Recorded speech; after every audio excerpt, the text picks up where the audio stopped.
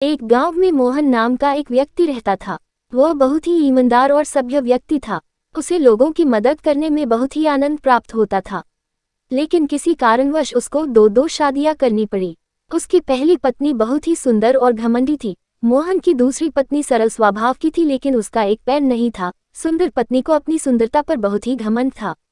वह अपने आप को दुनिया की सबसे सुंदर महिला समझती थी और अपनी बहन समान मोहन की दूसरी पत्नी का एक पैर न होने की वजह से बहुत ही निरादर तिरस्कार किया करती थी। एक पैर न होने के बावजूद भी वह मोहन की सेवा में आगे रहती थी।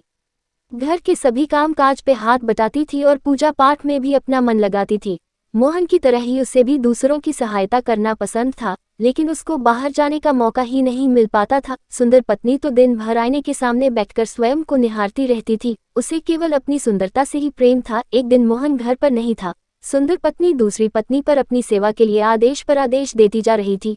तभी किसी बात पर सुंदर महिला ने मोहन की दूसरी पत्नी से झगड़ा कर लिया। वह बहुत ही उदास और असहाय हो गई। अब सुंदर महिला ने गुस्से में आकर उसे घर से बाहर निकाल दिया। उसके बाद जब दूसरी पत्नी हताश हुए रोते रोते गांव के मंदिर के पास चली गई और वहीं पर बैठकर रोने लगी, तभी अचानक रात को वहां पर एक प्यारी सी परी प्रकट हुई। मोहन की पत्नी सोई हुई थी। उसे परी ने जगाया और उसने मोहन की पत्नी से कहा, डरो नहीं, मैं परी हूँ। मुझे भगवान ने तुम्हारे पास भेजा है तुम्हारी सहायता करने के लिए। भगवान तुमसे बहुत ही प्रसन्न है। अब तुम्हारे सारे दुख भरे दिन बीत गए हैं।